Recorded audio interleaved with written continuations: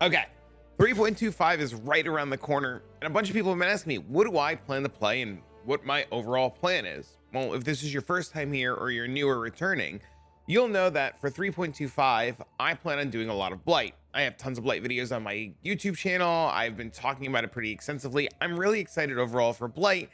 And on top of that, the whole town building mechanic. What I want to play, what I want to do, I'm really not too sure, but I have a couple of ideas, and today we're going to talk about one of those ideas. Today we're going to talk about lightning hit of the spectrum, or elemental hit of the spectrum, and my overall plans with it. Before we get into this POB, what I put together, what my overall plans are with LE hit of the spectrum, I want to put out a little bit of disclaimer. This is going to be really important, and this is something that I'm going to make sure that hopefully you guys listen to and read or watch or listen to so you know what you're getting into. My plan for 3.25 is to league start something quick, something fast, something that can get through the campaign with ease. I'm going to play something I am comfortable with, whether it be this or Poison Concoction or one of many other things. I'm going to go through the campaign as quick as I can. I'm going to get to maps. Once I get to maps, I'm going to start progressing the Atlas. And once blighted maps are available, I'm going to start buying them and doing solely that. My plan for 3.25 is to do a combination of setting up my town or garrison or King's March and then jumping into blighted maps. So if I only need to do 4, 5, or 6 maps to get enough gold, to get resources, to get the workers going, that's my plan, and then I'm going back into blighted maps. Whatever I league start, whatever I start on the day of, will only be played for a couple of days. There won't be a whole ton of updates on it. I'll update how my weekend went, I'll update where I'm going with the build, but I don't know if I'm going to expand on that build or if I'm going to re-roll. 3.25 brings us tons and tons and tons of awesome new builds and things to play, and I'm really torn, man. I'm like a chronic reroller, bro. I don't even know what the heck I want to do, man. I honestly don't know. I can say though that I have tested this elemental hit of the DeadEye. I did manage to get 2 Voidstones. It took me a little bit. I am mechanically really bad. I have the Eater and Exarch fight. You guys can watch those. They'll be linked in the description down below. But I liked it. I thought it was awesome. Bows feel great. Bows feel wonderful. I could see myself staying on this. I am going to be doing a Poison Concoction run over on Twitch and YouTube. If you want to watch, you could check those live. There'll either be a notification. If you turn on notifications here, you'll get a notification for that. And if you follow me on Twitch, you'll get a notification about when I do that run there. But overall, let's get into what's going on. I decided to first start lightning hit of the spectrum. I put together a POB. I went and tested that POB. I did an entire 2-stone run, and everything went pretty smoothly. Twitch chat decided that my character was going to be called Keck Zero Deaths. And I mean, it's a bow character, it dies. When you choose to play DeadEye, you understand that dead is in the name and you will die. You are an absolute glass cannon. I will not hide the fact that this thing has low EHP. It dies, it dies. You can't beat it. Nothing happens. It's going to die. It just is what it is, right? I am okay with that. If you're somebody that don't likes to die a lot until you have a lot of gear or till you do a lot of damage, please note this might not be the build for you. I also am not putting this and describing this as a build guide. This is just my plan. So if you're going to copy it, proceed with caution. Now, this character scaled really, really, really well with upgrading the bow, and that's going to be the biggest point that I'm going to be making. My POB will tell you that you need to upgrade your weapon. If you don't upgrade your weapon, you're going to have a really overall hard time. But the way I have it currently designed should hold your hand. Bows have been figured out time and time again. There's no real secret of madness to bows. It doesn't really matter which way you slice the leveling process, but it ends up becoming really, really, really smooth. The POB that I have for you now has an Act 1, an Act 2, and it will just pretty much go through all of the acts and get you everything that you need to do and kind of really hold your hand. Now, there are some changes and some updates, like this cluster wheel being added here. There's also an RMR wheel being added over here. And I can't test those pre 3.25 as they're not in the game. So I leveled slightly, very minuscule different, where I didn't put these points here. And I went to the Act 6, and instead of putting these points here, I just started pathing towards this right away. You'll see soon too, like I'll eventually take these bleed nodes here for crit chance. I put them here. As far as like leveling goes and playing the character and progressing through the planner, start with Act 1, go to Act 2, go to Act 4, go to Act 5, 6, 7, 8, 9, and then eventually you'll get to basic, barely any gear, level 95. Level 95 is going to be ambitious. We don't know how hard the new league mechanic is going to be. We know many players will only get to level 90. If you do start progressing 91, 92, 95 is actually reasonable. I have it set to 95 because I plan on doing blighted maps. Blighted maps are an insane source of experience. They're an extremely safe source of experience. You can jump into a blighted map and not really worry about dying. Now, a couple of things to note. With DeadEye, I originally practiced with Ricochet instead of Far Shot, and Far Shot's insane. I didn't understand how good Far Shot was until I got stuck on Eater of Worlds and had to swap off a chain to Far Shot. Inside of blighted maps, though, there is a world where you're going to want to go Ricochet into Endless Munitions if you choose to follow me with that route, but Far Shot into Endless Munitions still be relatively good. Now, in other terms and other things to note, when you select where you're at in here, if you're on basic, barely any gear, and you go to the item section, make sure that you're on basic gear. If you swap the gear to, say, high end, things might break if the tree doesn't match up. In terms of the gear, I have very basic gear. I have gear without tamings. Tamings seem to be very good and still very good and might be relatively difficult to get. I used an extremely basic quiver for this. I do think a rare quiver will outperform the Poised Prism, but for like day 1, hour X, this is probably going to be really good, really safe bet. It gets you a lot of resistances, gets you a lot of extra damage. You really can't go too wrong. I picked an extremely basic LE bow. This thing has 350 DPS. You will easily outscale this bow. When I did my run through and I killed Eater and Exarch, my bow was 350 DPS for Eater of Worlds. And when I log in now, I think the bow I have right now is only like 410 DPS, or 429 LE DPS.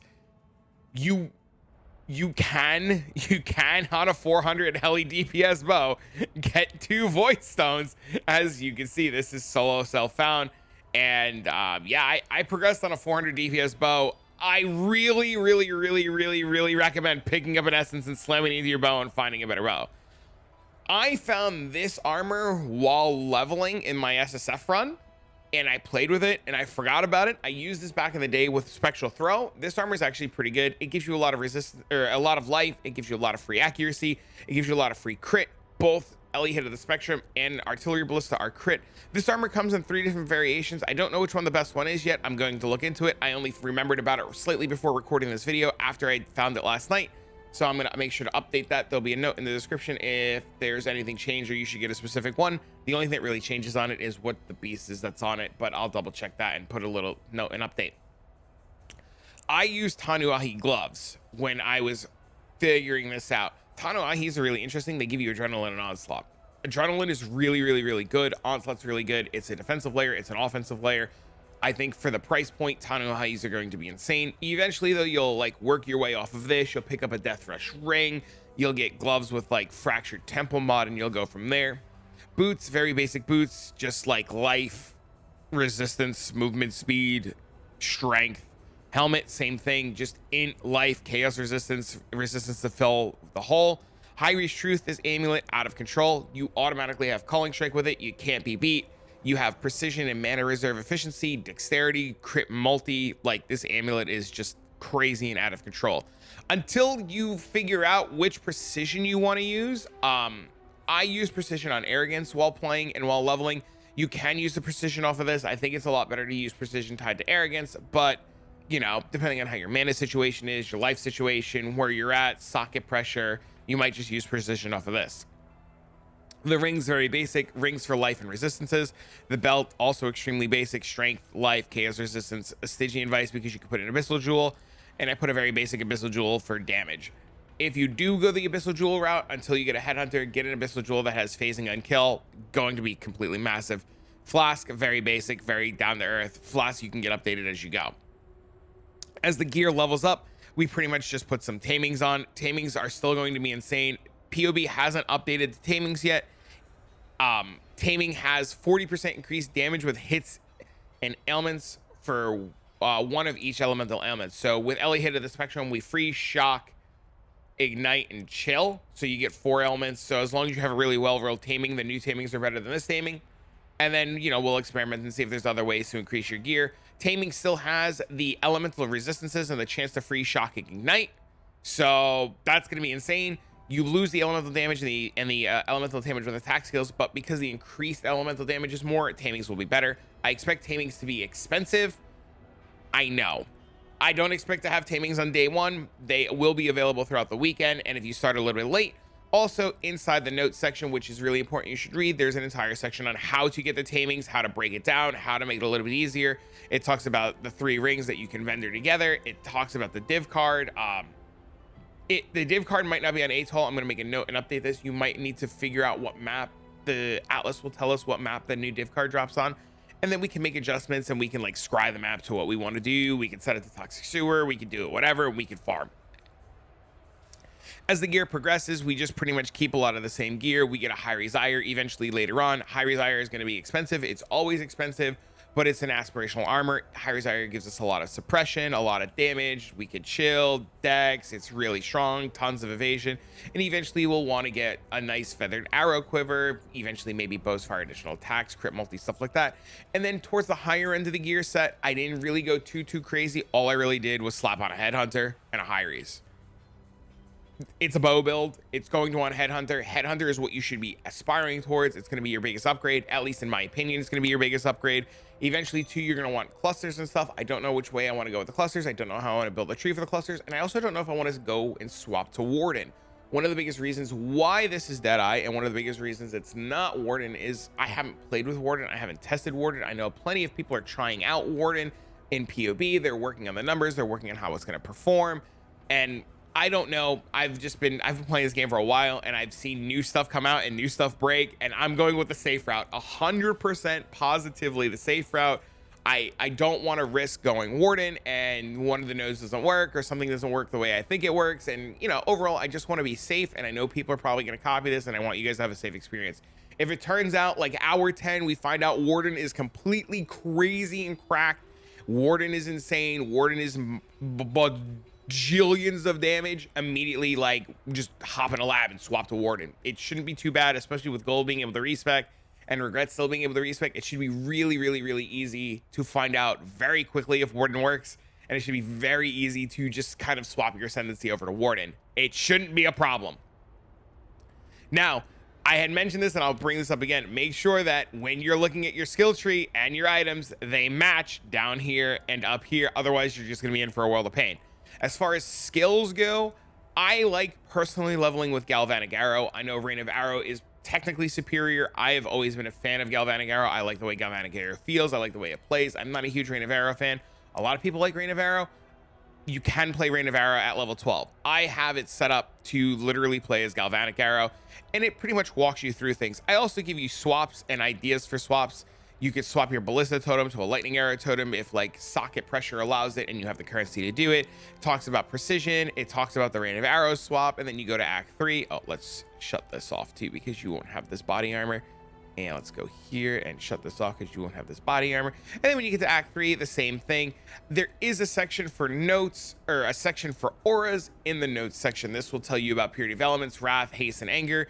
I leveled with anger. I think it's really good. There is an argument if you're lightning arrow to use wrath. I really don't think you need to use wrath. There's an argument for purity of elements if you're like struggling with gear. And there's an argument to use haste.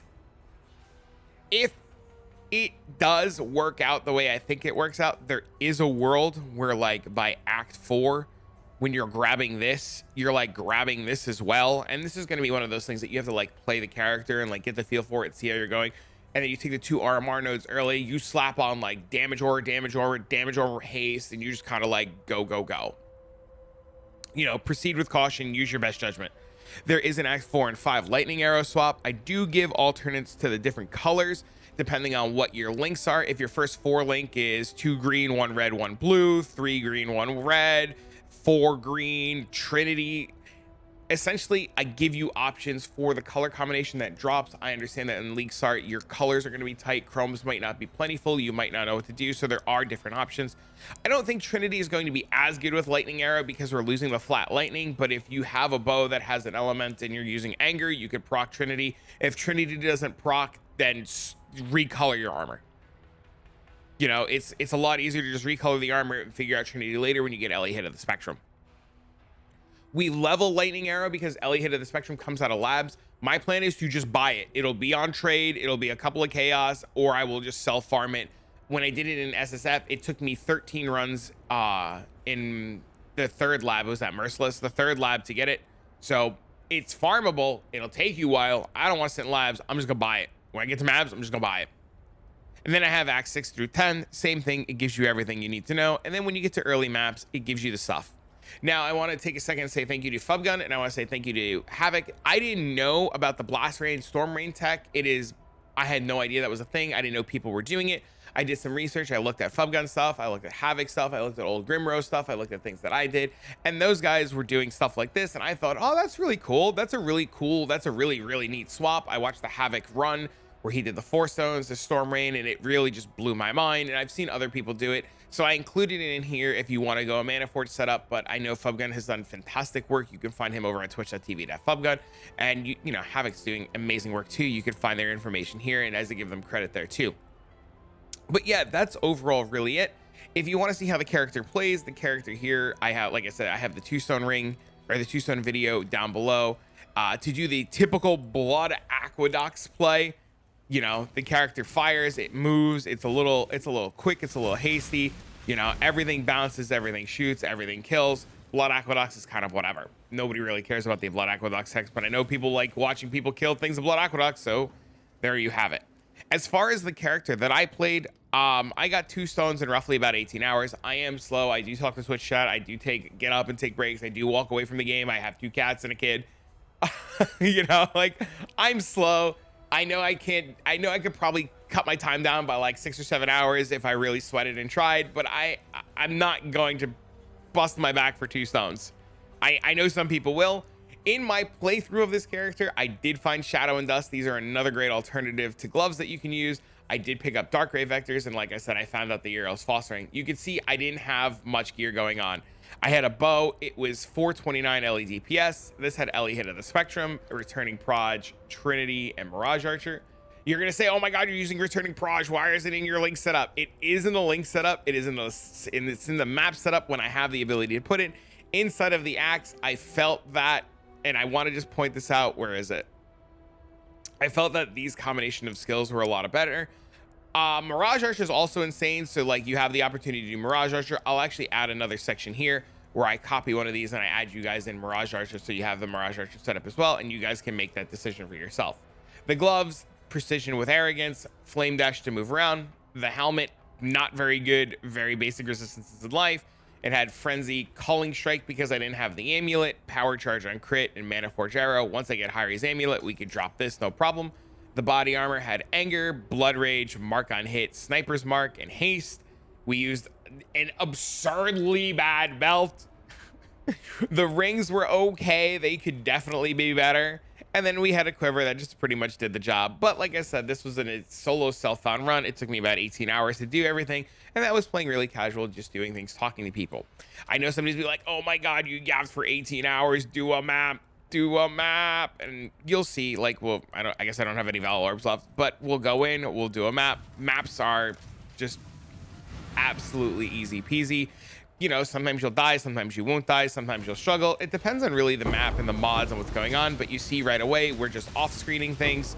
Things are drying, you know, no real fear or worries. The only thing that you have to worry about is random one-shots because, like I said, you're playing Ranger, you're extremely squishy, but things happen. Ooh, a new bow. I would die if this was an absolute massive upgrade while recording and the bow I use now. Nope, okay. I was like, could you imagine we just pick up some 800 DPS, LE DPS bow while testing? The only thing this character will struggle with for a little bit is probably boss damage until you get better gear and a better bow. You make up for the boss damage with Artillery Ballista. Artillery Ballista will take a lot of the heavy lifting for you, especially with rares, and you shouldn't really have too much of a trouble. You know, as you can see here, like, this is a pretty basic tier 16 Alkingau map, and we just kind of cut through it with like absurdly bad gear. In a trade league, in a trade environment, you will easily have better gear without thinking, like absolutely 100% just better gear across the board. And as you progress and you're not trying to, like, you know, do things, you'll pick up better gear, you'll pick up essences, you'll slam them into your bow. In terms of like the run in itself, this run was one of the weirdest runs that I've done in a long time. I'm going to show you guys in a second some really cool stuff that like came out of this run. but we'll just like finish up this map so that you guys can see what the map boss looks like and how it goes. I know I'm squishy. I know I will die. I'm aware that that's a thing, but you know, it's okay. You might be wondering too why I'm not like looting anything or grabbing anything. This character is just going to get deleted to do another test run. So, you know, I want to make it as realistic as possible. When we get to the boss, he's going to get ghosted, of course, and we're just going to immediately die because he immediately got ghosted and killed us right off the bat and just dropped all kinds of flame. Assuming the boss doesn't get completely ghosted and ruin your entire experience, the map in itself goes sweet. The character is designed to be a mapper. It is designed to jump into blight maps. It is designed to make them as simple and easy as possible. If you're wondering about how this character do blight maps, I have a couple of videos on the YouTube channel. You can check them out. You never really need to attack. All you need to do is run around and build towers. So I'm absolutely confident this character can build towers. Now, I had mentioned earlier that this has been one of the weirdest soul stuff on runs I've done in a while. This run has included things like Shadow and Dust and Uriel's Fostering. This run has also included like a replica dream or a dream feather, a widow hail, a voltaxic rift, and cold iron point, a greed's embrace, a lightning coil, a heat shiver, Utala's hunger, a absolutely perfectly rolled death rush ring, a chains of command, a diadem dawn, southbound gloves, Hyri's bite. This run, I can't, dude. This run is wild. It's absolutely wild. But I don't want to hide the fact that you will die. I do want to showcase that the damage is really good. You can do tier 16s with like absolutely Papega gear. It's like you absolutely can do tier 16s with like really bad gear. It is possible. It is doable. It feels good. The character is fun to play. I'm just undecided in all seriousness and all honesty. I don't know what I want to play. I'm just completely undecided. There's so many good options for 3.25. This is one of them. I don't know what I'm logging in on Friday. If you see me log in on Friday and I'm playing Poison Concoction or Bouncing or some bleed thing or something, don't yell at me. I'm sorry. I just can't. I honestly can't decide. But this is my first and foremost front runner of what I want to play in terms of thing. Like I said, it's really quick. It's snappy. It goes through maps really well. It can go do content really well. Get your 2 Voidstones, and that's really about it. I hope this video helps. If you have any questions or you get stuck or you have any tips or updates that I should be making or I missed something, please by all means don't hesitate to leave a comment down below.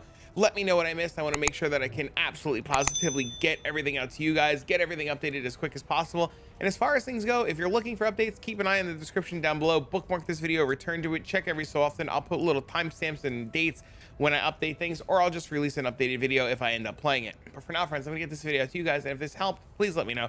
Otherwise, see you guys in League Start, and hope you guys have a fantastic 3.25. Later, bro!